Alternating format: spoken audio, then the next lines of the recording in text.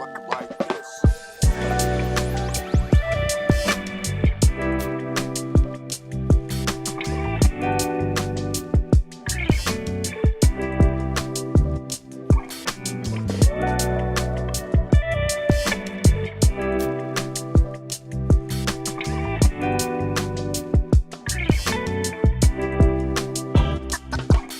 Yes.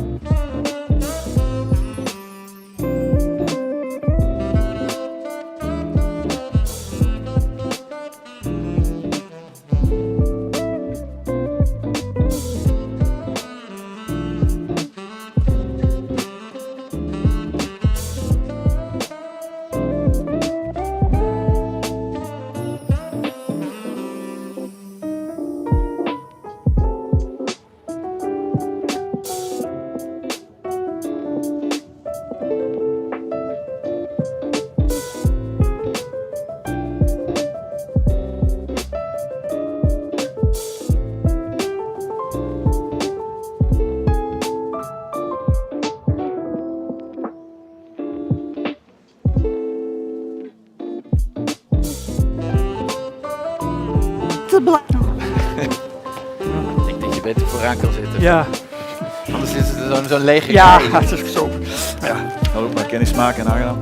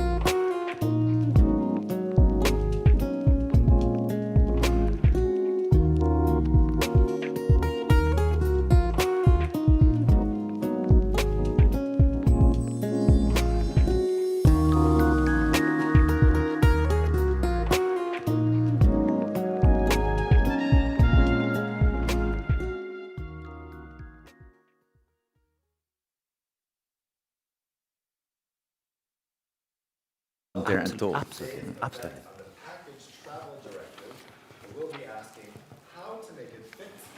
Today's travel. My name is Dave Keating. I'm a journalist based in Brussels. I'm going to be walking us through today's event, and I am really thrilled that we can have an in-person event here, right in the heart of Brussels EU Quarter, just like old times. Now, today's event is brought to you by EU Travel Tech and the European Travel Agents and Tour Operators Association, and this is the first in-person event brought to you by EU Travel Tech and ECTAA this year. So today we're going to be talking about the Package Travel Directive, which are the EU rules which cover pre-arranged package holidays, self-customized packages, and linked travel arrangements, where the traveler chooses different elements from a single point of sale, which can be online or offline. Now, these types of bookings are treated separately under EU law because they can be more complicated, but also this sometimes leads to extra burdens on companies providing these linked services. Now, the rules guarantee certain rights, such as refunds and repatriation in case of bankruptcy, clear rules on liability, cancellation rights, clear information and assistance, and accommodation if the return journey can't be carried out. The current directive entered force in July 2018, which obviously is before the COVID pandemic hit. The pandemic exposed some of the challenges for the directive on the ground, throwing up new barriers that perhaps hadn't been thought about before. Now, the Commission is reviewing the Package Travel Directive with an eye to an update. Today, we'll be talking about what the COVID-19 pandemic taught us about what does and doesn't work in the current directive. For instance, how do government travel advisories impact hotel reimbursements? What happens when a passenger can't make their flight due to a COVID-19 test and they miss their corresponding cruise? Now, EU Travel Tech and ECTAA have produced a paper on the Package Travel Directive, which you guys can find at a table in the back right by the exit door. So here's the course of events today. We're going to start out with a keynote speech to get a lay of the land. That will be followed by a panel discussion where we'll dive into these issues, and that will be followed by a networking lunch, which you can find just outside the front doors here. Now, in light of the ongoing humanitarian crisis in Ukraine, EU Travel Tech and ECTAA have made donations to Consortium 1212, which is a Belgian grouping of nonprofit organizations, which includes Caritas International, the Red Cross, Oxfam, and UNICEF, among others. Consortium 1212 is currently raising funds to provide humanitarian support to Ukraine in the fields of healthcare, nutrition, water supply, hygiene, education, and psychological counseling. If you're interested in contributing, you can make a donation on their website, which is www.1212.be. So, let me first welcome our keynote speaker today, Ana Branco Soyero de Carvalho, a professor of law at the Polytechnic Institute of the Viseu School of Technology and Management in Lamego. Dr. Carvalho's research examines tourism law, administrative systems, organizational behavior, and governance, and she's contributed to several books focused on tourism and the analysis of the new package travel directive, as well as competition law. Dr. Carvalho? Thank you. So, good morning. It's a pleasure to be here again in Brussels, but first I must thank to ECTA, European Travel Agents and Tour Operators Association, for the invitation, and the extraordinary team, Garrick and Raquel, from the concern that they have. My compliments to our moderator, Dave Keating, and in his person, all the panelists and all the persons that are here with us and outside in streaming method that we have with broadcast.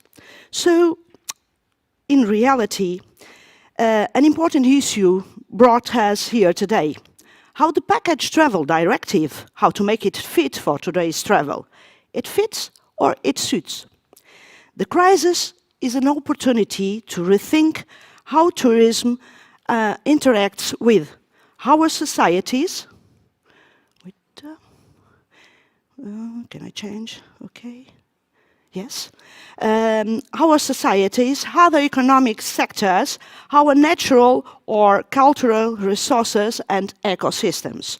Measure and manage it better, ensuring a fair distribution of its benefits. Advance the transition towards a carbon neutral and more resilient and inclusive tourism economy.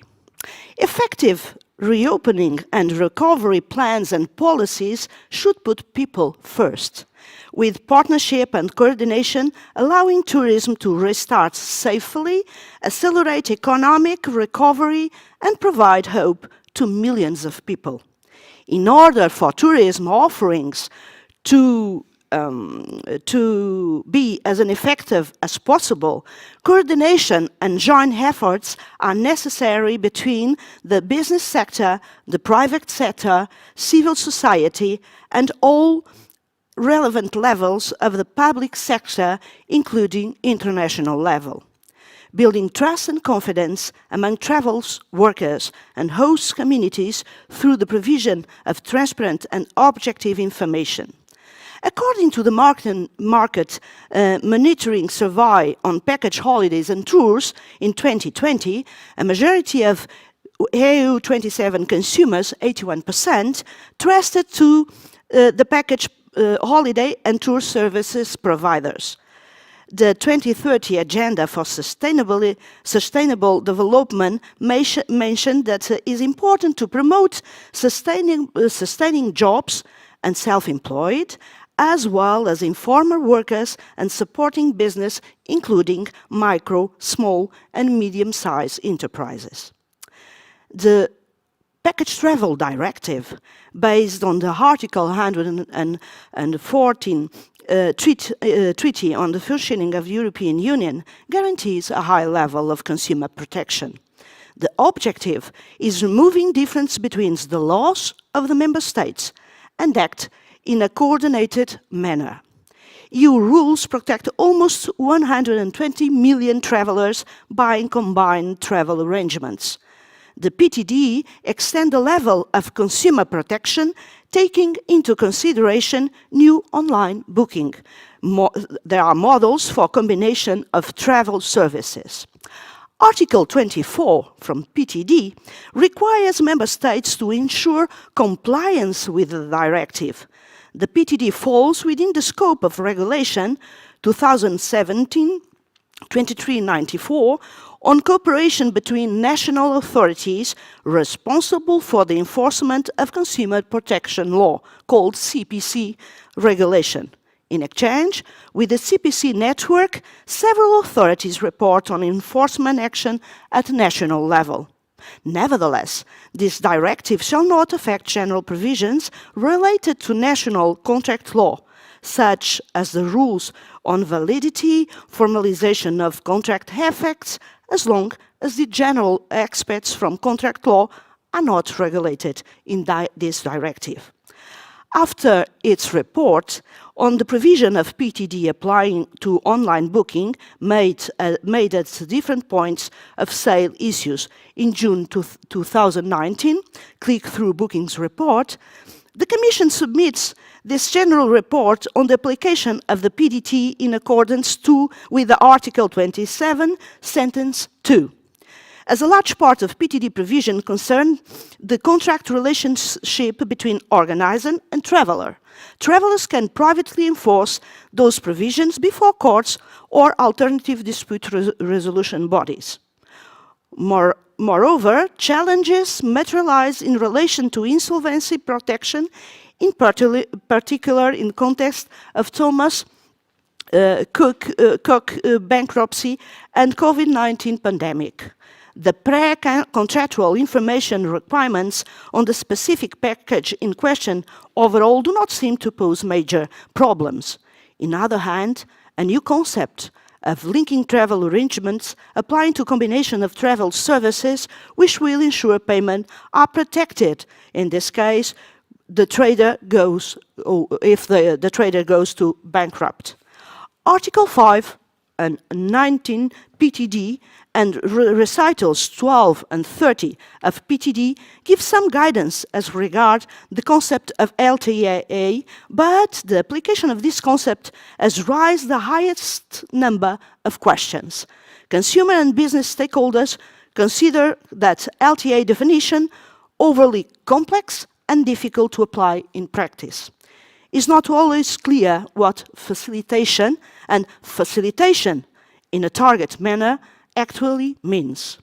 Consumer representatives are concerned that travel service providers that present themselves as a trade facilitating an LTA rather than as an organizer in order to avoid the stricter liability rules applicable to packages, leaving consumers with a lower level of protection.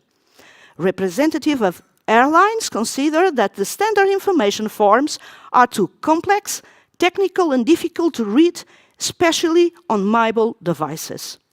Representatives of insurance industry have pointed out that repatriation can be better organized by the travel industry itself. The PT Directive also introduced a system of mutual recognition of insolvency protection accompanied by a structured cooperation mechanism between the member states. Recital 39 from the PTD. Some package travel organizers have suggested amending Article 22 and adding a refund obligation of suppliers of travel services is the right of redress. COVID-19 triggered the application of the notion unavoidable and extraordinary circumstances as defined in Article 3, Sentence 12 of PTD, and Recital 31 gives some example, only some. It is recommendation 2020-648, the Commission recognized that organizer may propose vouchers as an alternative to reimbursement in money subject to the traveler's voluntary acceptance in the event of cancellation, of course. But contrary to the passenger rights regulation, the PTD does not expressly provide for the possibility to make refunds in form of the vouchers. What kind of challenges that we have and we must analyze? We need more clear information, what we call transparency, more networking policies in a holistic vision, support micro, small and medium enterprises when unavoidable and extraordinary circumstances occurs. More control for non-compliant states, obligation to refund, credit card payment, how is it made and how can it refund, claim to travel insurance, and most of all, age-to-age concept, means human-to-human concept. Opportunities that we can have. Regarding the coverage and scope of insolvency protection schemes, analyze the prepayment practice, introduce strong measures to enforce consumer rights, which, as the COVID-19 pandemic has further demonstrated, is a significant flaw in European Community travels legislation, and review certain definitions, like, for example, LTAs. So, a conformity assessment study of the national transposition measures conducted by external contractor was finalized at the beginning of 2021. According to that study, there may be, to various degrees, potential non-conformity issues in all member states. For example, as regards definition, pre-contractual information requirements, travel termination rights and termination fees, consequences of a lack of improper performance of the contract, facilitating LTAs, liability for booking errors, and the imperative nature of PTD. So, in the aspects of, I can go back? Yeah, perfect. How can we make some reviews, suggestions of reviews on, of the PTD? First, disparity of treatment and the issues of applicable law. Fragment solutions and interpretations. There are different across EU member states. With the other passenger rights, it's important to analyze again Article 12, sentence 2.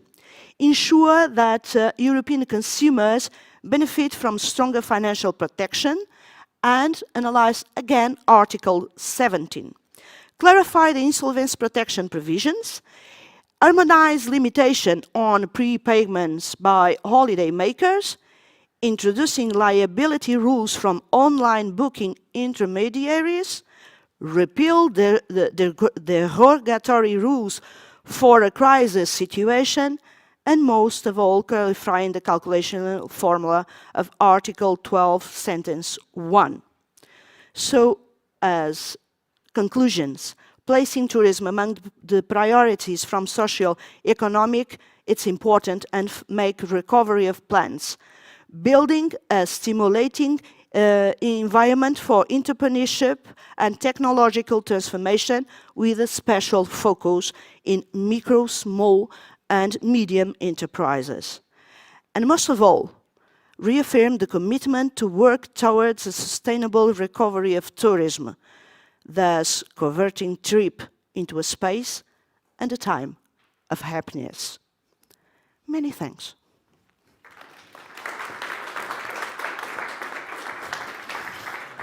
Thanks very much, Dr. Carvalho. I think that's given a lot of food for thought for our panel discussion, which will start now. So let me invite the panelists to come take a seat. You can take a seat wherever you like up here. And I will introduce you as you're taking your seats. So we have Niels Berndt, who is the Deputy Director General for DG Justice at the European Commission. We have Jean-Philippe Monod de Froideville, Senior Vice President for Global Affairs at the Expedia Group. We have Frank Oostam, Chairman and Director of the Dutch Association of Travel Agents and Tour Operators. We have Steven Berger, Legal Officer at the European Consumer Organization BEUC. And we have Mark de Vriend, Chairman for European Guarantee Funds at the Association for Travel and Tourism. Welcome to all of you. Thank you so much for joining us today. Niels, let's start with you. We've just heard that the pandemic presents an opportunity to rethink the Package Travel Directive because it kind of shines a light on what's working, maybe what's not working so well. So what would you say have been the challenges with the Package Travel Directive so far, and where will the Commission focus for the revision? Right. No, thanks a lot, Dave. And thanks, colleagues, for the invitation. Thanks also to Dr. Carvalho being on the panel. That almost makes our panel gender balanced, but let's say we work in that direction. No, I think, let's say, one fundamental point to start with is that the package travel, in our view, is something very valuable for consumers. It had its merits in the past. It still has its merit. It has been challenged, but this idea of going to an expert, to a tour operator, to a travel agent, getting a package, and that package benefits from several layers of protection is something which is valuable. Consumers value it. We support it. I think this is a business model which is being challenged, but has clearly merits for the consumers and deserves being maintained. That's the fundamental point. But indeed, already some crises before, but then also the pandemic put the Package Travel Directive to a challenge, to a test, and we see 5 areas where we clearly need to reflect how to update the rules. The first concerns the vouchers. When the travels had to be cancelled because of the restrictions, the question was what to do. Normally, consumers still wanted to travel later on, after the pandemic, but vouchers were not foreseen in the directive, so what to do? The Commission then came with a proposal, a recommendation for vouchers, but obviously that was non-binding.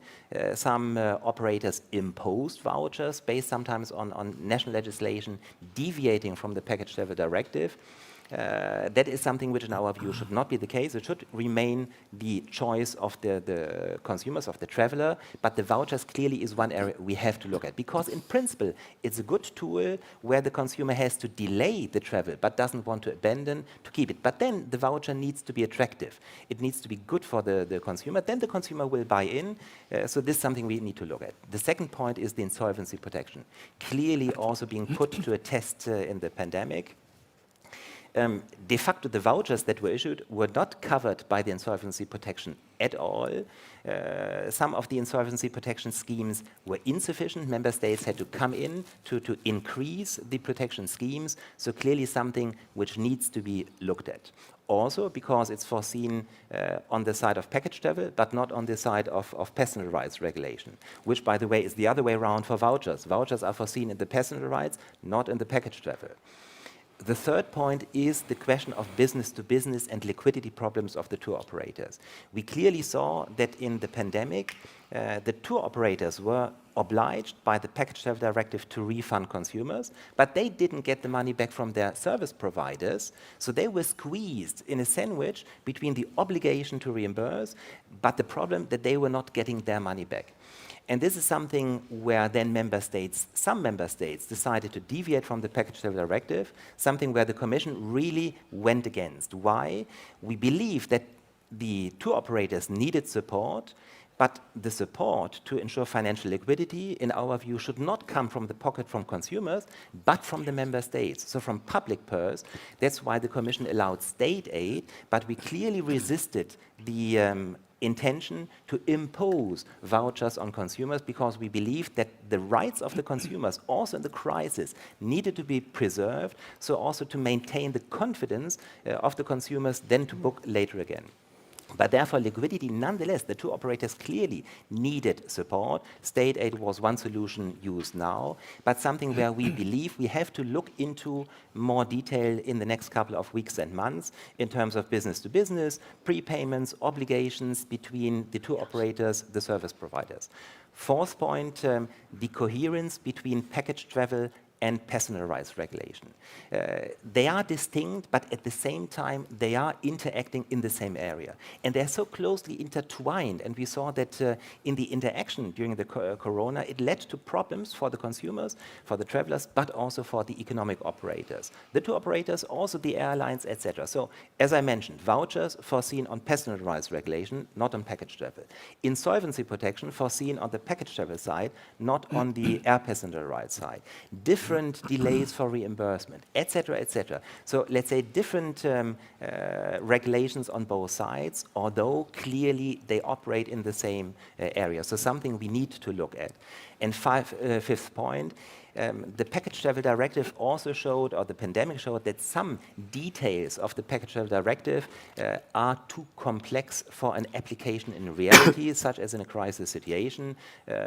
You mentioned the linked travel arrangements. That's one example, but not the only one. So we also will have to look into some technical aspects of the PTD. So those are just 5 areas. But let's say at the moment we are in the process of let's say, reflection with all the partners. Therefore, today is a great opportunity to see see whether the issues we have identified are the right ones. We still can add on additional issues if need be. And then, let's say, later on, we will look then into the options, how to take forward. Before then, we'll come with a proposal.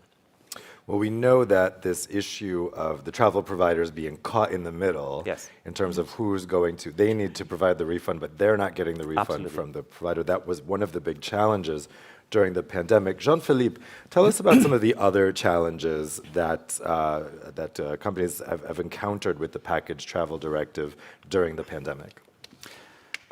Yeah, thanks. So I think it is important, just if we take a step back, that the package travel directive, first of all, it's not a new regulation, right? There was a new version, but the package travel directive has existed for quite a long time and has worked relatively well. And I think we all support the principles of the fact that consumers need to be protected. And then I think you can separate into three types of situations. The first situation is where it is, I think in my view, mainly aimed at, is a situation where a consumer arrives, has an issue with the hotel or the flight, and the travel agent and tour operator takes care of its customer. And that means maybe putting the client in a different hotel if there were issues with that specific hotel or overbooking, whatever. That is what the package travel initially was focusing on. And secondly, that's sort of the second category, the situations where travelers are stuck or crises happening. And those were the crises that we've already seen. Unfortunately, the Brussels terrorist attacks and various others in Europe, volcanic ash cloud, we all remember that one. Those are all situations that are manageable for companies. And I think you'll see in one of the papers that are around here, it gives you a bit of an indication of how the money flows are going. So the intermediaries, the travel agent, tour operators, they only, their income is a margin out of the package, right? And that margin, if you compare that, if you have to pay back, refund the full value of what the consumer is paying, then you'll never be able to run a business. So I think the important thing is if the crisis is small, you'll have a big hit because you'll have to repatriate and reimburse a lot of travelers, but those things you take into your business model. Where things start to go wrong is this third category, where none of the we have never seen this situation before. This is where the package travel directive is now tested to its fullest and has been shown to not function properly, is a situation when the world is coming to a halt in terms of travel and everybody wants their money back.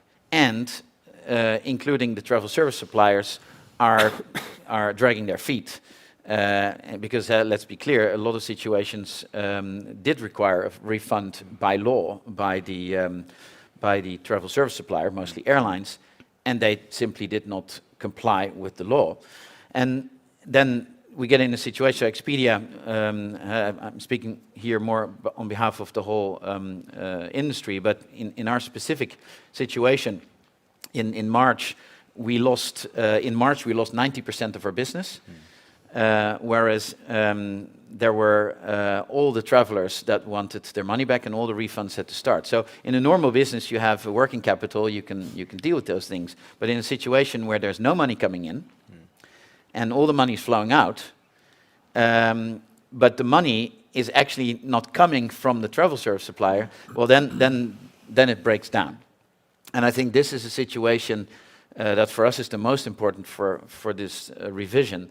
It's not so much the package travel directive principles, the fact that consumers are protected, that which are the travel services that are in there, and of course, yes, these linked travel arrangements need a refreshing in terms of definitions, but the biggest concern is around the misalignment of the different legal instruments when it comes to these crises and refunds.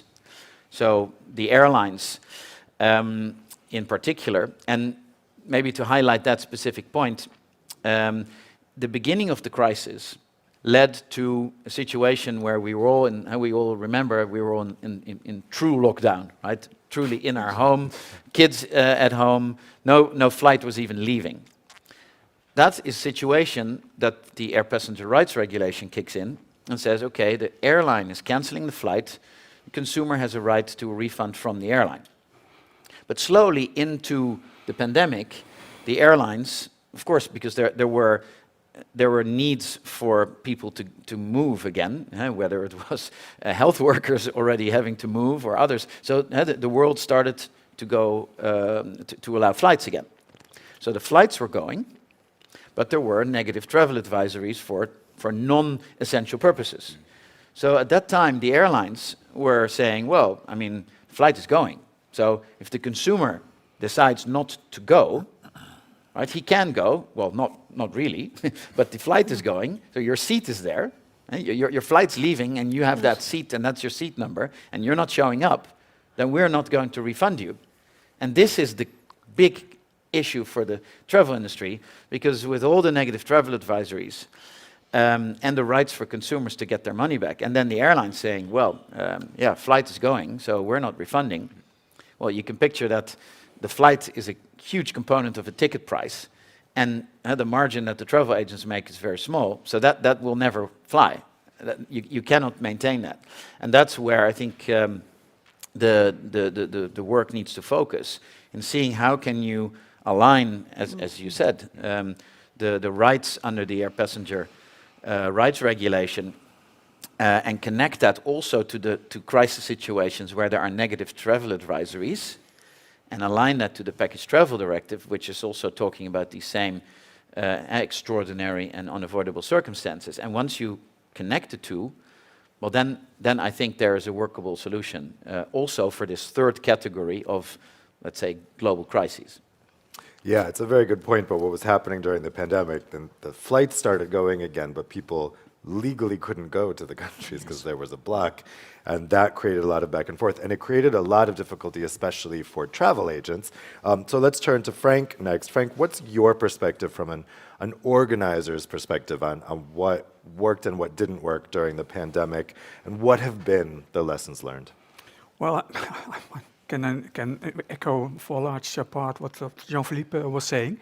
But if you ask me how to make a travel package directive fit for the future or fit for today's travel, then I would see a PTD which is more balanced, less one-sided,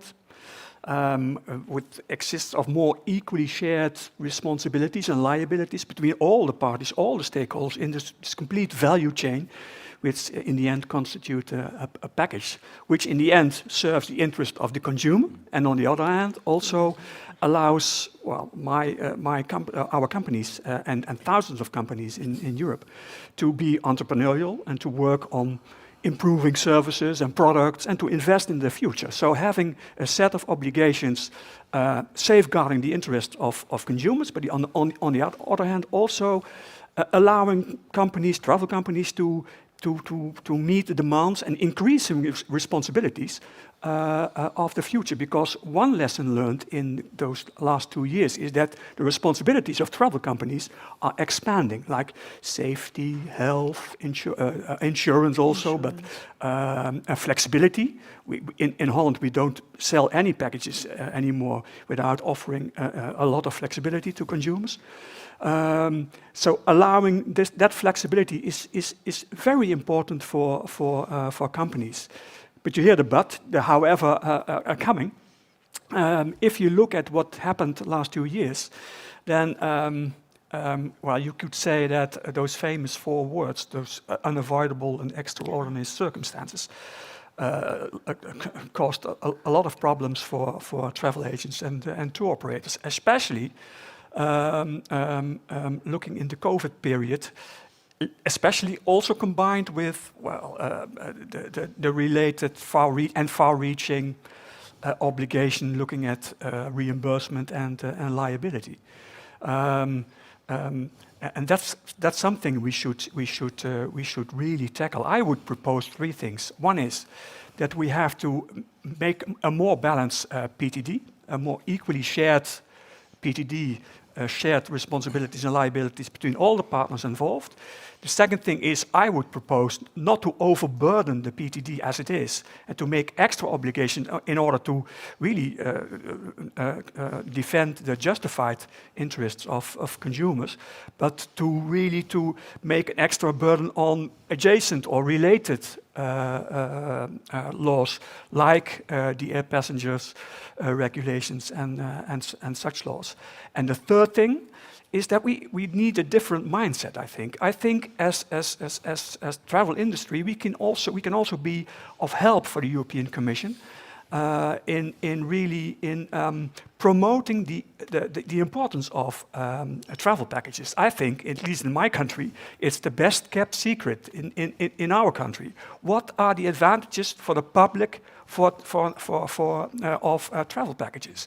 And I think we should join forces and see how we can make a stop to this shrinking, and in the booklet, I can really advise you to look at the booklet, which is in the back of the hall. If you look at the marketing of the market share of travel packages, it decreased enormously. I think I saw figures from 23 to 9% in 2017. Now, maybe the last 2 years, the market share went up a little bit. But I think we have to stop this shrinking market share of travel packages, and we should join forces into more marketing of the advantages of travel packages for consumers. That would be my answer. So we've heard from the service provider's perspective, who were very much caught in the middle on this. Let's go to the consumer's perspective. So they were the ones. They just want their money, right? And there's difficulty in who actually owes them the money. So what, Stephen, has been the experience of consumers during the pandemic, and also more generally, what are the consumer concerns about the Package Travel Directive? Yeah, thank you very much, Dave, for giving me the floor, and thank you very much for all the panelists being there and the invitation. I can only back up what Niels said and what Anna mentioned also in the very beginning. Let's start perhaps from the very beginning. So what is the Package Travel Directive?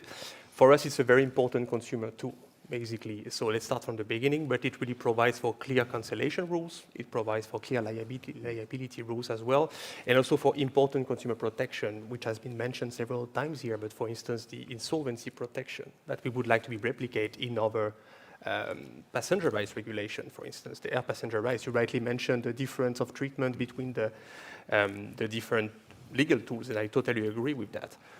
When we are talking about the issues faced by consumers, generally speaking, let's start also from the very beginning, which is the definition, and sometimes which is complicated for consumers to understand in which type of contracts they are.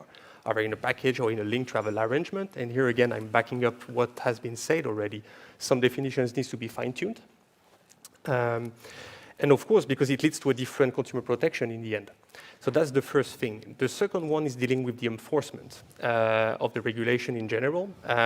Here, we can mention the Package Travel Directive, but what is important to keep in mind is that it's applicable to all the passenger rights in general. It's not really, not only the package travel, but some issues that we flagged in our position papers as well, which is available there, is really that some practices were there even before. So the lack of compliance with the 14-day deadlines, for instance, or the lack of correct information of in which type of contracts you are as a consumer. It was there before, and here, of course, we are back to the situation that we have seen during the pandemic, which for us only exacerbate what was there before, with the only exclusion of the vouchers, which, as you mentioned all here, the PTD is silent here, and it leads to the whole chaos that we have seen in the first wave of the pandemic. So imposed vouchers, derogatory rules at national level. So we totally agree that we need to have minimum rules on vouchers, as long as it remains voluntary, and of course it's insolvency protected. That's also the main thing that we raise. And we proposed, for instance, to codify the EU recommendation of vouchers in a certain way. Of course, we can discuss what is in, what is not in, what should be covered or not. But this is what a way forward for us to have common rules applicable to the PTD, but also to the other passenger rights, where you rightly mentioned this, that it's not codified, but it's in the regulation, it's provided by consumers can accept vouchers, and it's really black on white here. And another point we would like to discuss, which is extremely important for us, is the insolvency itself and the scope, what is covered or not. We had a lot of discussions during the pandemic. Are the pending reimbursement covered? Are the vouchers covered? What is the scope in general? According to us, certain things, the scope should be broadened in a way, but it's also linked to the fact that we need to have a reflection on the prepayments, the full and far in advance prepayment rules, because for us, the most prepayments you do, the most insolvency protection you need to subscribe to. And it leads also to the difficulties where you have difficulties to find insurers that wants to back up the package travel providers, for instance. And in the end, consumers, if you stop the booking machine, you cannot reimburse consumers, and they have to struggle for months. And I took the example in Greece, for instance, but we still receive complaints of our members saying that consumers 2 years after the beginning of the pandemic have not been reimbursed yet. So these are a bit what are the main problems and the main way where we could improve the directive. And of course, I totally agree with the fact that we need rules also on online intermediaries, which is lacking for the moment. It's true in the PTD, but it's also true in the passenger rights in general aspects. Who is responsible for what to consumers? In which deadline all the actors should reimburse each other? Because in the end, we mentioned in the beginning that intermediaries were trapped between the different actors, but it's even more true for consumers, where in the end, sometimes we're really ping-ponged between the different actors, saying, okay, we are not responsible for the refund, they are, etc. So it's really complicated, and for the moment, most of the remaining cases that we have of pending reimbursement is precisely with these intermediaries. So we need rules as well here. Well, you mentioned the difficulty getting insurance, so let's turn to Mark next. So we know that at the moment, it's hard to get insurance for packages because of COVID-19. What do you need from the review to fix that situation? Okay, thank you for the opportunity. As everybody goes back, I'm also a little bit going back, remembering that in the beginning, it always has been difficult to find companies who are willing to provide insolvency protection for the industry. So in many countries, there were funds created by the industry itself because the commercial players were not interested in the business. And why is that? The travel industry, as you know, is subject to many difficult external circumstances, from 9/11, of tsunamis, volcanoes, war, that does not stimulate the appetite for commercial insurance to come on the market. There are not so many fees to collect in that business. That's another problem. In the same time, bankruptcies have been limited in the travel industry compared to other industries, due to the financial control that there is on the travel companies.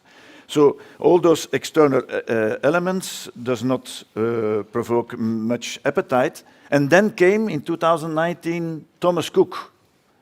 The adagium "too big to fail" was directly for the garbage bin.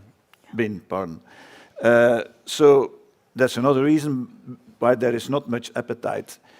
But and we're talking a lot of the problems that the Thomas Cook bankruptcy gave in many of member states, and in the members that are within my association, EGFAT.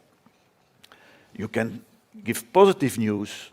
In many states, millions, concretely in Belgium, 27 million euro was reimbursed to 50,000 people. We repatriated 11,000 persons, though without state aid. Let's just be clear, without state aid. So the system is working in many states in Europe. Not all of them, and a lot of them not, but because that's another question. So, and then when we thought we could take a marketing point of taking care of the Thomas Cook bankruptcy, then came COVID-19. And that it was very clear that the PTD had a systemic error in it. In every insurance contract, a global risk is excluded. I'm talking of war, terrorism, pandemics, it's excluded. We were the only industry who had to cover, potentially, the bankruptcies of all the travel companies in the same time. You know, in the beginning, there was no state aid. We were talking about how many companies will go bankrupt 20, 30, 50%, we didn't know. But you understand, as you cannot ask to the bank industry to create a fund that will cover the bankruptcies of all banks, take only 1/5 of them, in the same time, a full coverage of all customers, that's economical nonsense. So it's economical nonsense to ask from funds, insurance companies, but even from states to cover such a global loss. That's simply economically not possible. So I'm coming to your question, what can be done at reviewing the package travel directive. First of all, we need solidarity, as Frank mentioned, solidarity of all the parties. We are not talking here about physical damage, physical losses. That's okay. You should always be protected against that. But please, if a whole industry is suffering and going down, wait a little bit on your money. See what the states do, and so on, but not directly ask within 14 days reimbursement. It was impossible. The companies did not have the money. So then questioning of the voucher system. In some countries, the vouchers were protected, like in Belgium and in Holland and France, by the travel guarantee funds. But that was a measure who came like a temporary solution. Will COVID last 3 months, 4 months, 6 months? It was more than 2 years. But normally the risk of a fund evaluates with Easter, and then it goes up to summer, and then it goes down, and it's not all the industry. But here, the covering of the vouchers, it was going up and up and up. 250 million in Belgium alone. If all those companies went bankrupt, the travel guarantees would go bankrupt also. And again, the state had to intervene. So solidarity from everybody in very exceptional and global crisis, okay. Secondly, why complicating things when they can be easy? A traveler is a traveler. Why can one traveler lose money and another one not? So why not extending the rights? I would limit myself to the insolvency protection to all travelers. It can largen the pot, and that's very important for the insurance industry, that you spread the risk on so many people as possible. So also linked, not linked travel agents, single services. By the way, in Belgium they are covered since 1996. That's no problem.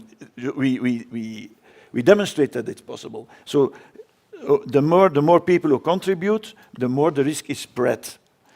And thirdly, do not enlarge towards other uncertain points like handling fees. Handling fees, that work has been done, that must not be covered against insolvency. The travel agent did its job.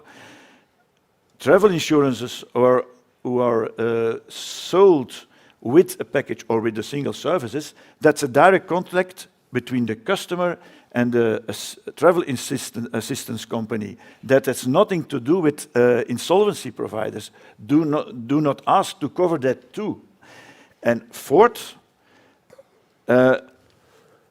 do not ask from a tour operator to cover bankruptcy of airlines if they themselves cannot cover it. That increases the risk of the insurance companies, because a tour operator can go bankrupt when he has to guarantee the customers the bankruptcy of a third party. Do you have other legislation, and I'm looking directly to the European Commission, do you have other legislations where the third party is responsible for the bankruptcy of another? Only in the travel industry it's possible. So that's for me a last very important point. Thank you. Yeah, let's talk about that issue because you all brought it up, this idea of being caught in the middle between the travel provider and the consumer. Anna, I wanted to get your perspective on this. I mean, how do you think that the review could clarify the obligations of all the different actors here in a way that would be satisfactory to all parties? Yeah, you know that we must think that, and several of the panelists said that, we must think that travelers and travel agencies or operators live together. Otherwise, we don't have a policy of tourism. It's a chain. And this kind of chain and this kind of relation in the law system are something that says in one of the principles of civil law, law is abstract and must be general. It's for all. So we must have a kind of discussion altogether, what fits better, what suits better to enterprises and to travelers. Otherwise we have problems. So the review of PTD must be something very important in this point with several different point of views, from airline suppliers, from tourist agents, operators, suppliers. Everybody must sit and discuss because we are in a time of challenges and of different analysis of the situation. In the past, the pre-contractual information was needed, but not so much. Today is something that is amazing. Everybody wants to know something about the travel, but at the end, they don't know nothing at all. So what is needed to fix and to be clear, to have not a lack of confirmation, a lack of information, but to have friendly information to travelers and tour operators. Otherwise, we have the insurer to the insurance, or the voucher that doesn't promote a solution, or insolvency that we don't know how to support it, if it's a third part or not. So we have several concepts, and none of them in this moment can give an answer, a real answer, because we are not together. Yeah. Maybe because we are discussing prepayments and refunds. Yes. That's really very essential, Yeah. except other topics like possibly limiting prepayments, the prepayment model. But if you look at the role of the intermediary, as ACTA we did a very practical proposal, changing Article 22, obliging intermediaries, obliging service providers to really refund intermediaries, make it really an obligation, but not only obligation, because we also learned from the crisis that an obligation itself, especially in the B2C traject, it's not always that simple, but also make it enforceable. So really put in this amendment, in this Article 22, any obligation for the service provider to really refund the intermediary and make it an enforceable obligation. And the second thing is, if you also talk about make it more simple for the end consumer to get the refund, is also to make, for instance, in the air passenger regulation, also this amendment in Article 8, Article 13, I think, about this airfare segment in the travel package, and also looking at Article 13 redress. Put it in there, and then we have a much more safer and a much more structure in this whole refund matter. Let's put that question directly to Niels. Could Article 22 be revised to clarify these obligations? Well, everything is up for review. So yes, let's say it's a possibility which we should look at. But allow me to come back to one point. The directive of course, is a consumer protection directive, at the same time based on the single market legal basis. It also has the perspective, of course, to ensure that we have a vibrant tourism industry. Europe is a great destination for tourism. We are proud of our Europe, we are proud of our tourism industry. So, of course, we need a vibrant industry. I'm fully with you on that point. And yes, we need solidarity in, let's say, this area. However, I need to point to one point on which probably we disagree sometimes. But when at the crisis, the tour operators were in this sandwich position, then some member states said, listen, the consumer should understand that the tour operators can't reimburse, so please hold on, and some member states imposed vouchers. The Commission went against. Why? Because it was not just the tour operators that suffered. The consumers also suffered. We have seen the over-indebtedness increasing in Europe significantly. And for quite a lot of consumers, the package travel that you reserve for next summer of, I don't know, 4,000 euro or whatever, is a major investment. Lots went on short-term work or even lost their jobs. And this was a major part of their income. And that's why we believe, from the Commission perspective, we said, yes, the tour operators need support, but not out of the pocket of consumers. That's a role for the member states, or how you organize the value chain, the value chain of the different actors, and also how you organize It's crisis prevention mechanisms. The question about extraordinary circumstances indeed has to be looked at in terms of travel advice, what you mentioned. We need to look into this. But we said that it should not be the consumer that is coming, let's say, in to solve this problem of the tour operators. The vouchers would have been a great solution, because the vouchers would mean those consumers that can afford not to get the money back say, listen, fine, we believe in my tour operator. I know him, I want to go to Portugal next year if it's possible. So keep the money, I take a voucher. But as the vouchers were not foreseen in the law, as they were not protected, it came too late. And consumers, we worked with consumer organizations that said, listen, we want to promote this idea of vouchers to ease the pressure on tour operators. And consumer organizations were helpful. But let's say the concept was not foreseen in the law, was not sufficiently protected and attractive, and therefore it didn't work out. But therefore we still would say, yes, absolutely, the revision should make sure that we come and maintain a vibrant tourism industry, but not to the detriment of consumers, but in a way that we have solidarity in the system, but improve the system in looking at different elements, but not to the detriment of consumers. Well, Stephen, is there concern from the consumer's perspective that Article 22 could be rewritten to actually the detriment of the consumers because you lessen the obligations on the other two people in that chain? Yeah, I just want to react on certain points which have been raised, because a lot have been are extremely interesting from our point of view, of course, as well.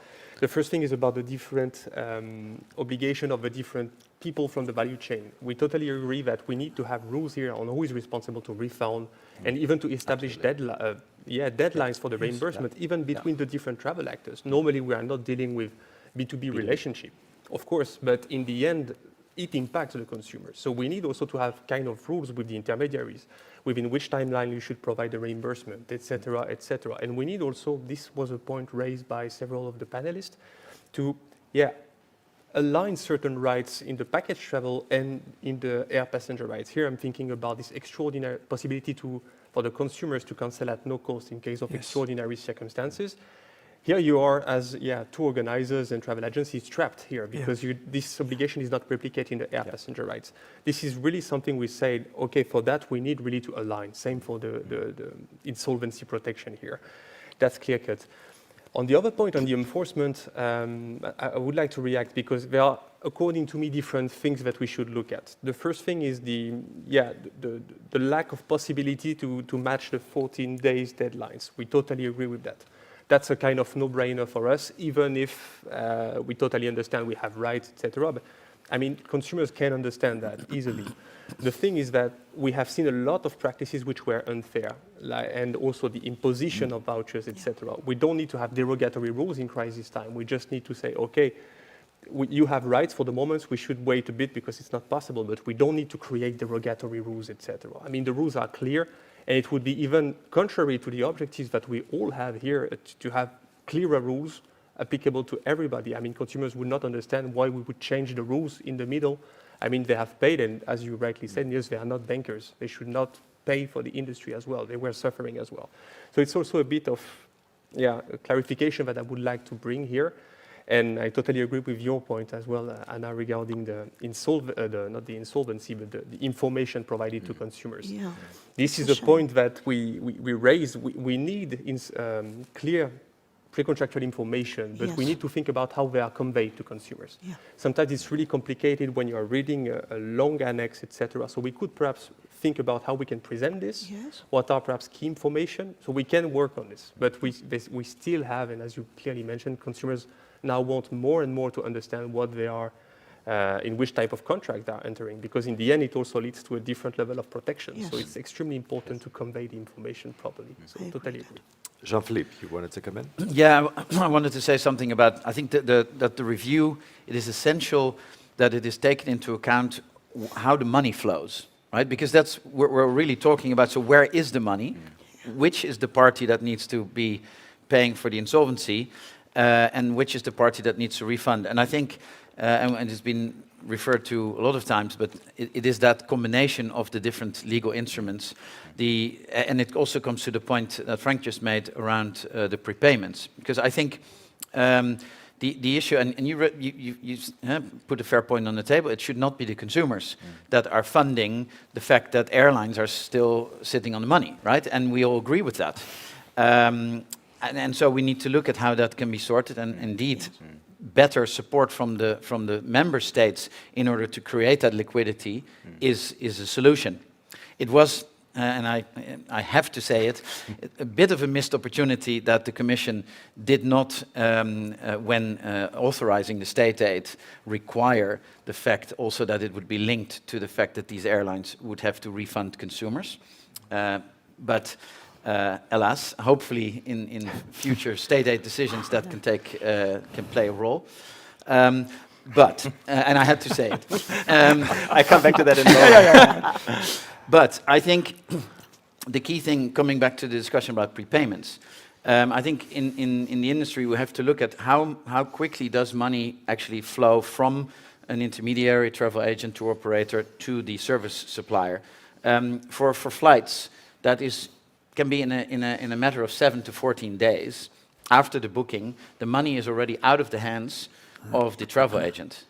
If the travel agent would then go bankrupt, doesn't matter for the consumer because the ticket will be issued, the flight is going, the consumer will go. So I think when we assess this whole revision, it is really important to look at until what moment is there the risk, and when does the risk shift?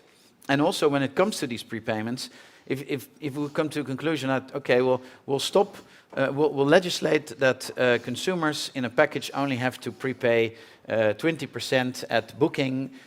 Well, what does that mean? That means that the intermediaries, if the airlines are saying, okay, you want to book this ticket, please pay me 100%. No. That means that the travel agent or tour operator becomes a bank, because they will have to get a loan to cover for the 80% that they didn't receive. So I think we have to look at this really holistically. If we change the rules, and that includes prepayments, that has to look at the whole value chain on how payments are received, how the travel service suppliers are accepting that, or have to have an obligation to accept that certain bookings are not prepaid. Because if you look at this one-sided, then I think you create enormous problems on the other side.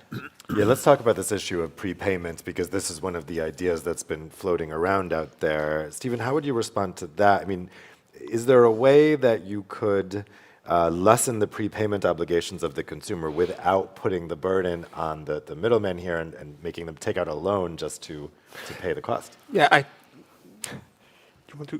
Go first, but I need to come back to the... Yeah. We'll go with that, then we'll come back to state aid. No, I mean, I totally agree with Jean-Philippe. We are not saying that we should look at these prepayment issues in an isolated way. We are really asking to review it broadly, in a sense that all the sectors need to look at these practices, because we are all here to discuss what lessons can we learn from this crisis. And one of the glaring ones for us is really that if this way of processing is not sustainable if we are in a crisis time, because as it works, you always need to feed the booking machine, I would say. So we need to think about it globally, yes, in the air passenger rights sector, in the other one. But what we said as well is that it should not be from one day to another. I mean, we don't want to ask, okay, as of tomorrow you have to have the full prepayments stopped, etc. What we said is that we should reflect on the feasibility to limit the prepayments, and of course we need to look at the whole area. Yeah, as you said rightly, it's a value chain, so we need to look at everything. But it could be progressive. It could be, for instance, I don't know, 50% and then 50%, and then we diminished a bit. I mean, in some countries, by case law, we have limitation as well. So it's applicable somehow. It's just that we need to think on how we can make it more systemic and how we can look at the global aspect. But for us, it's really a kind of long-term perspective in saying, because you also have in the tourism sector other actors which are not functioning on the prepayments as well. So it's a kind of, not incoherence, but it's also an exception in itself to have these full and far in advance prepayments. So we need to reflect about this. I know that it's a well-established business models, and it's a bit complicated, you know. A bit complicated, yes, but we need to think also on the long term and how we can escape from that. Because from consumer perspective, it's kind of dangerous if we don't have all this protection stuff, etc. That's what I would like to really bring to the debate. And Niels, on state aid, was it a missed opportunity to not require the refunds? Just let me make one point on the prepayment, and then I'll come to the state aid. First, on the prepayment, we also believe we need to look into that, because the higher the prepayment, the higher, of course, the need to then insure for the case of a crisis, the reimbursement, etc. But of course, the lower the prepayment, the more the pressure on the liquidity. So let's say everything, and then the question, where is the money? So we need to look at the prepayment because it has an impact on the insolvency, it has an impact on the insurance, it has an impact on the liquidity. But we should look at all kind of options. Let's say limiting it, although difficult from a legal point of view. This is a single market legislation for protecting consumers. Here we're talking about business-to-business relations. So legally speaking, it's not so obvious. But perhaps we can also come to let's say, different options that consumers can choose, either to go in full prepayment and then perhaps a bit cheaper because they de facto provide liquidity to the economic partner, or they go for a lower prepayment or even no prepayment at all, like we do if you reserve a hotel directly, you pay only when you come there. If you book your restaurant, you pay after you leave when you leave the restaurant. So you could have different options for the consumer, where probably then the option where the prepayment is lower, the price would be higher. So the consumer himself would have to decide, listen, what is the option I want to go? Full protection, then higher price, lower protection, then let's say lower price. So I think this is one idea we also will have to look at. Second point on the state aid, yes, on substance, I'm totally with you. We also would have loved to make this kind of requirement, but we have to respect the state aid legal framework, and it simply didn't allow to inject this specific requirement, which was not foreseen by the legal framework. So unless the state aid legal framework is changed, which by the way is not part of the package travel review, so unless this is changed, we couldn't go in this direction.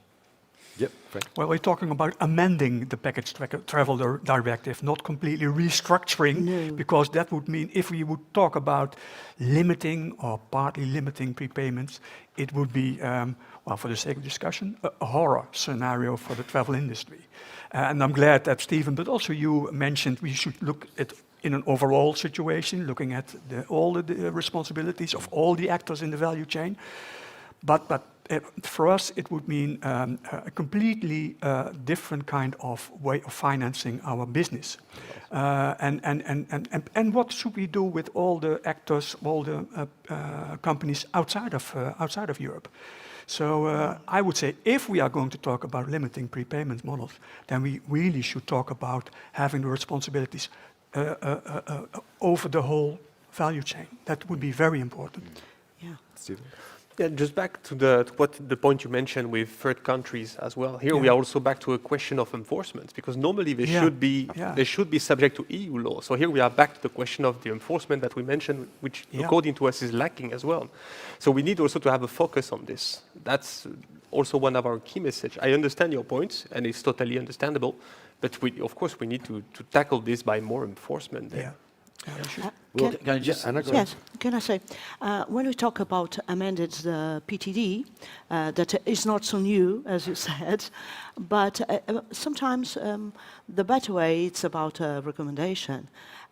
We need that. We need information. How can we fulfill this kind of subjects? And when we talk, where is the money? I think that it's not the problem, where is the money? We need that money. Consumers and enterprises. So how can we have equal solution? Equal can be 40%, 60%. It's not equal in 50-50. But how can we support a solution that gives to the consumer the information that is protected and enterprises, to the enterprises a solution? Because nobody lives without money to provide this policy in tourism. Well, Niels, you mentioned the idea that if you required less prepayment, it would have insurance implications. And it strikes me that we're talking about kind of two different things here. We're talking about what should generally apply in the package travel directive. And then I think we're getting into an area where should there be derogations, there be special circumstances for times of emergency like a pandemic. So Mark, I wanted to ask you, one of the other ideas floating around here is about the creation of an EU guarantee fund. Is that something that you think would be helpful, and how exactly would that work? Can I write? I'm not at the ETC. Give us the answer. You're going to write a check? No, not yet. Just dream. No, the first question is evidently how will it be funded? Will it be first line, second line? I think that that's what I hear from our members, that there is really a need for reinsurance on the commercial. We cannot expect any more from the commercial reinsurance company. I think we no longer have an reinsurance in France, etc. No, that market is closed. In that way, that the French and Belgian governments are preparing laws to make a sort of capping of our risk, etc. If that could be done on European level, I think that there could be a fund that works like affordable reinsurance system, evidentially taking into account the working manner of each fund in each state. I give an example. In some funds ask always a bank guarantee, minimum 1.5%. In Belgium, we say no. We're starting from the fact that the companies must be solvent, that they must have a strong financial structure. Eventually, we will ask a supplementary bank guarantee, but not from the starting point. So will the EU fund take that into account, the different policies? What's the best system to cover your own risk, but insure a weak company that's a danger for the consumers, for all the travel industry, of a fund that's, and I lose the word, that take care of the financial solidity of the companies. What premium will be asked? It does not only depend on, you could normally, our companies, it's a percentage of the turnover, okay, that's the risk. But if you can play on how you treat the risk, the fee should be adapted to that manner, how you look at the risk. And last, is it necessary to become, for all the funds to become Solvency II compliant or not? How is the control? Is there a control from the state on the fund by the national bank or not? That's all ideas that I have when I think about a EU fund. Well, Niels, is the Commission considering such an EU guarantee fund? Yes, at the moment, all options are on the table. The starting point is, as Frank said, already Thomas Cook showed that the national insolvency schemes are operating in a different manner and with different success, I would say. So one possibility is simply to strengthen the requirements in the directive for the national insolvency scheme, simply to make them a bit more robust and a bit more harmonized. Relatively easy stays in the architecture. Then came the corona, which really showed that most national systems came to a limit and most member states had to come in. So then the question which we will have to ask in the review, but we don't have the answer yet, is in this kind of crisis situation, what do you do? Do you just say, listen, you could say, listen, we don't provide for any solution, then let's say it's unforeseen and member states have to jump in like last time. Or do we want to draw the lesson and provide for a mechanism in the future? If you want to provide for a mechanism in the future, probably, let's say, just harmonizing the existing national schemes would not be enough. You would have to increase them so much that for the normal operating times, they probably would be too expensive. So you would need some kind of crisis mechanism. Where do you then put it? Do you put it at national level? That would be a possibility, that every national scheme is adding a separate national crisis mechanism. Or, because you want to pool the risks, do you put it at European level? But if you put it at European level, as you said, you have to put a prime to it. Let's say you have to fund it somehow. Is it the tour operators? Is it the member states? It's a crisis, let's say, reinsurance mechanism. You would have to take into account the different national systems.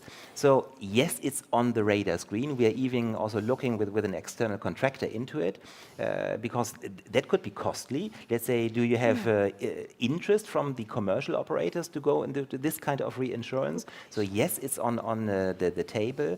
But let's say all options are on the table to say, listen, we simply don't do anything in this regard. We, let's say, then look to the member states to jump in as they did last time. Or let's say we provide for a solution, which could be a national, could be European, could be a combined. But what's the best? That's really where we need collective reflection. Steven and Frank, you wanted to come in on this briefly, and then I'm going to go to the audience for some questions. Not exactly on this, but I would like to, because we have, and that's what we support all, is that PTD has one objective, is having consumer interest as a key topic. But looking from a perspective of the companies, because we have to sell packages. And what we see now, and that's what is the point I would like to make from the point of the travel industry, is that we see, and if I may picture the situation in my country, less and less companies, especially SMEs, especially travel agents, are not daring to offer travel packages because they have, there's a kind of a collective risk aversion because the risks are too high, which is, well, disastrous for the profitability of those travel agents. It is disastrous for the diversity of the offer in the market. So we see less and less packages. Lots of companies depackaging their products, and that is also worrying me. So it should be also attractive to sell package travels. Stephen, would an EU guarantee fund help solve this problem about the risk aversion for service providers and also help consumers not be on the hook for this? Having an EU fund backing up, a kind of backup system would be interesting. Of course, for us, we would like to push for this EU system because otherwise, if we go for additional national schemes, for instance, we will face again the risk to have different protection schemes, which basically is really highlighted probably in the European Commission report, saying that we have issues with industry protection in almost all the EU countries. So we would rather say, okay, it could be a good solution. If we go for that, it should be at EU level, in our view. It should be clear how it will be run, how it will be financed, as you mentioned as well. And we need also, but we already discussed that, to focus also on the primary insolvency protection funds. For us, we really need what you mentioned as an option to have common criteria on how to finance them. But also when we can, without entering into national procedural law or insolvency law as well, it's also a kind of balance here. But when should we, as a consumers, activate this fund? Should be able to activate this fund, because I'm back to the Thomas Cook examples.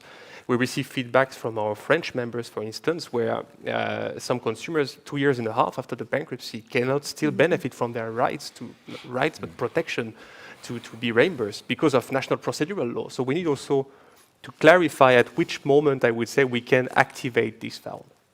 This is a bit what I would like to mention. I'll be brief. Now, I think it's really important for everybody to realize, and it's often misread if what the PTD actually says, when we talk about all of these refunds, and some people think that these refunds come out of these funds, right? These insolvency funds. I think it has to be very clear who is paying for the refunds: the travel agent and the tour operator. Yes. Only when they become insolvent is this whole discussion relevant. And we don't want to get into that situation. I think we have to be very clear that what we don't want is that tour operators and travel agents are going to be falling over. So what we need to address here, the liquidity issue, is not going to be solved by a fund, because the fund is when things have blown up. That's the situation we don't want to be in. Right? I think that is a really important thing to take into account in this whole debate.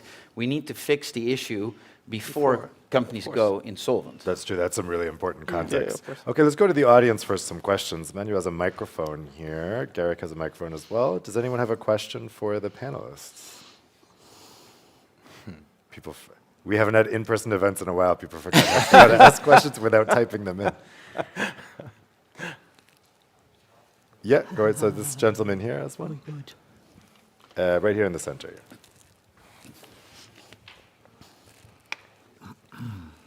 Hello. Yeah. Hi, I'm Tim van Severen from TUI Group, Public Policy Manager here in Brussels. I have a question. Indeed, and it's been said by Jean-Philippe and others before, the travel industry is very a flexible business and can deal with minor, major crisis situations. Only, of course, with the pandemic, we were stretched even more, and this is still going on. But a very particular issue, indeed, also for TUI, was the issue of refunds at the start of the pandemic. Of course, and a number of solutions are on the table and are being looked into. But I think we should also recognize that a pandemic, and especially first pandemic wave, is a highly exceptional situation. So therefore, what we think I need is targeted solutions that only address the actual issue without intervening sort of in normal business conditions, and that could impact payment terms or B2B rights, etc. So one idea that was launched in Denmark, particularly, was to have loans started to the travel industry, which actually allowed the travel industry to refund consumers in the first stages of the pandemic, and can be repaid over a number of years under pretty good conditions. Is that something that could be looked into, like a sort of a mechanism triggering state loans when such a pandemic hits? Because it solves a lot of issues, I think. Consumer can get the money. Travel industry does not have to change anything, basically, and also insolvency protection systems are not overstretched. That's an interesting idea. Who would like to respond to Well, we have that in Holland. In our country, we have this situation, and it worked very well. Yeah. So I can only applaud that. Well, in Belgium too. Yes. EU level, would it? Yes, let's say we are very aware of that system. We are looking into that. By the way, as you stressed, the exceptional character of the situation. Of course, you could ask yourself the question, was it so exceptional that we don't even have to provide for a solution for the future? Or is the pandemic something which could come back in the future? Well, at the moment, we are a bit more pessimistic and say, listen, it doesn't look like a total one-off. Let's say we already see that it's quite protected. We didn't expect at the beginning that it would last 2 years.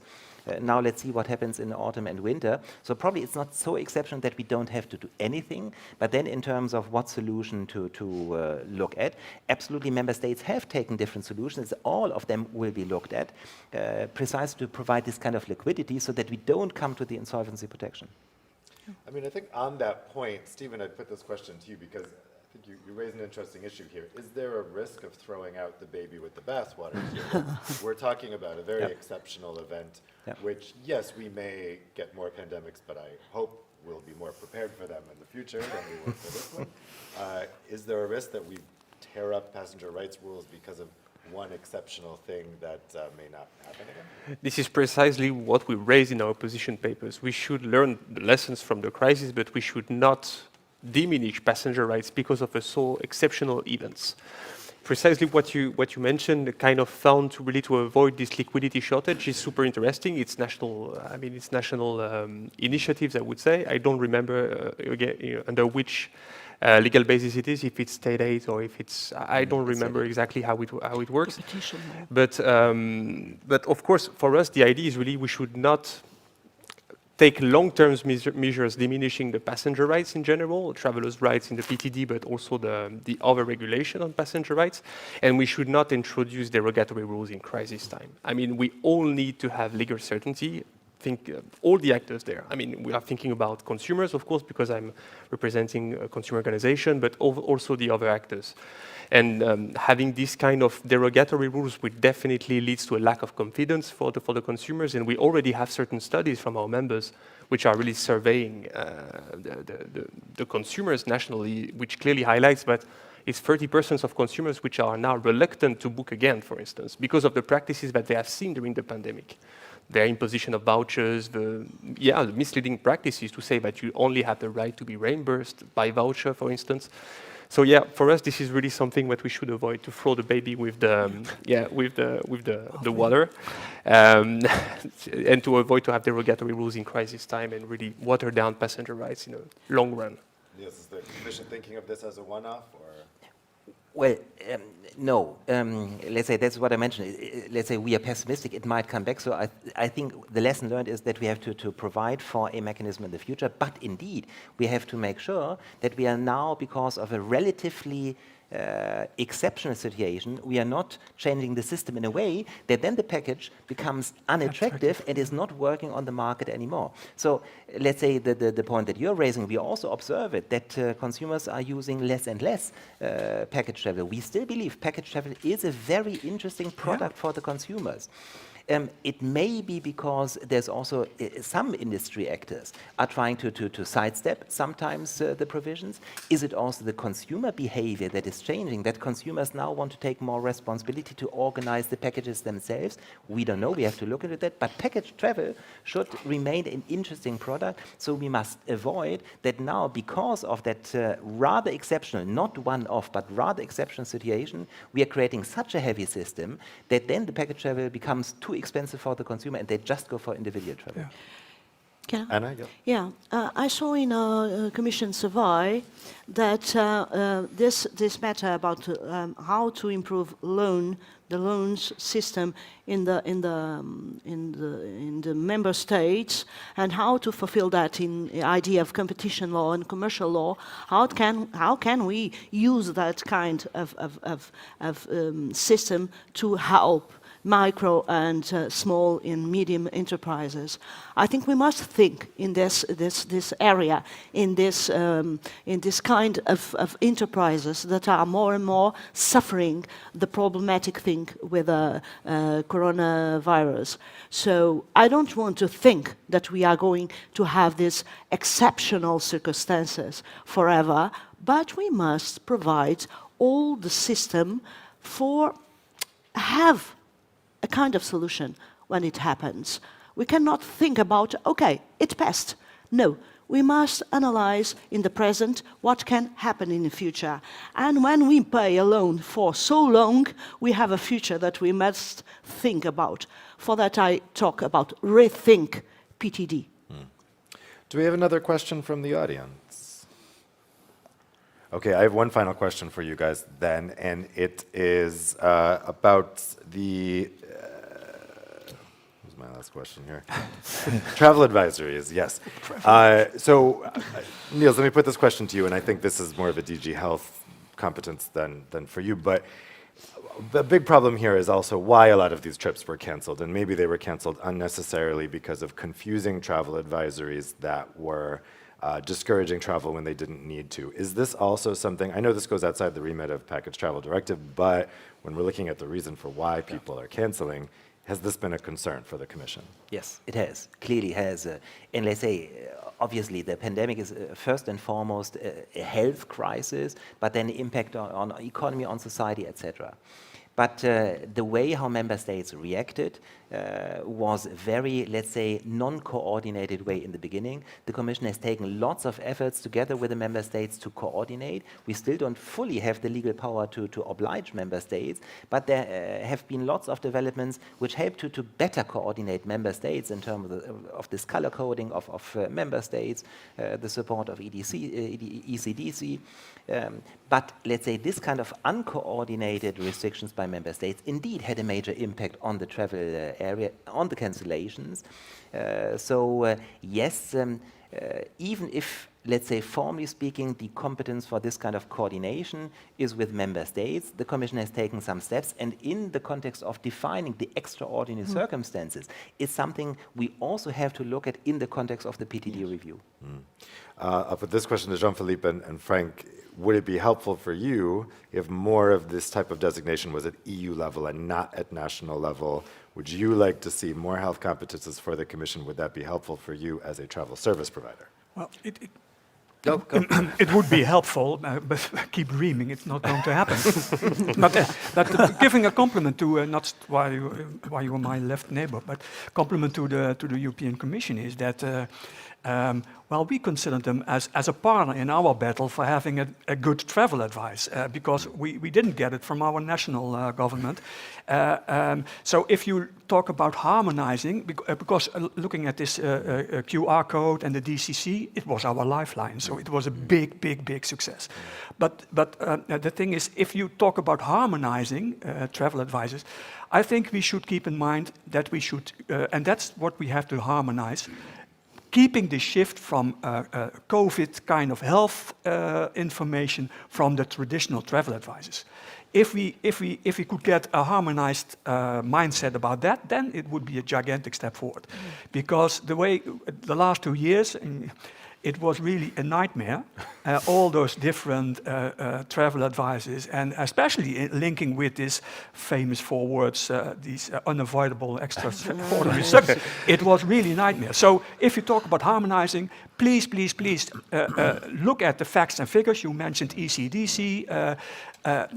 Everybody knows at the moment that it was scientifically proven that travel does not prevent a virus from spreading. And the second thing is, keep this distinction between COVID information and do not integrate it in the travel advice. Jean-Philippe, do you generally agree? Yeah. No, Okay. I think so we've run into lots of trouble, and maybe also just to complement the work that the Commission has done on this Reopen EU, and it must have been a nightmare to try to get that information, and it was, of course, difficulty, and it was not complete, but it was an attempt, and that was very helpful. And so is, and I think we can all agree to that, still is the approach the Commission has taken on the digital COVID pass, because without that, I think travel in Europe would have been and continue to be a mess. So I think that was all great. The difficulty now for the Commission is, of course, that it's those words that are in the directive. Those words say nothing. It has just come out of custom that we then look at the travel advice. And just to talk about the travel advice, the travel advice in some countries came from 2 different ministries, different travel advice. So one came from the Foreign Ministry, Ministry of Foreign Affairs, which is the usual one which we look at because it also looks at risk of terrorism, etc. And then there was another one coming from the Ministry of Health. And, so that was already 2 in some member states, and then there was a different advice from the receiving member state. So sometimes, and then you get into politics between member states, one member state was saying, we're open, there's nothing stopping travelers from coming into our country. Whereas then the country where you depart says, we think your country is not safe, and we give you negative travel advice. And then we have like 3 different travel advices, and then just the latest example is Belgium that I think has given a travel advice that depends on your vaccination status. So depending on whether you're vaccinated, for some countries you would have a negative travel advice. Well, and we wouldn't know that, of course. So, yeah, I think it's going to be a challenge. I don't envy you, Niels, for how to solve that issue in the future package travel directive. But we would love to work with you as industry to see how we can make that better, because it is really impossible. We're still tracking all of these travel advisories, and the map was all red. It's now mostly green, but it will be an important matter. Well, we're out of time, so we'll have to leave it there. But I think that's a good point. That, I mean, we're looking ahead here, and of course we had the announcement from the Commission yesterday that we're kind of moving into a new phase of managing this pandemic. Certainly, I'd say A for effort for Reopen EU. It was a good attempt, even if it didn't completely work. But I think everybody in the sector agrees that the health certificate was a huge success for the EU and really, really helpful for the travel industry and for the travelers alike. So I think there's a lot to learn here from the successes and the less successful elements of the pandemic response, because, as we were saying, we'll probably have another pandemic within our lifetimes, for sure, and probably sooner. And I think we will be more prepared because, of course, we've lived through these past 2 years. So I want to thank our panelists very much for some excellent interventions. I think certainly gives everyone a lot of food for thought as we move forward with this review and we think about what can be done with the package travel directive, not throwing out the baby with the bathwater, understanding the good elements that have really helped travelers and consumers so far, but also making it more resilient to these unexpected developments, which always happen in life. So thank you to the panelists. Thank you for you here joining us. Thank you for you at home following along. And I wish you all a wonderful afternoon. For those of you in the room, lunch is served.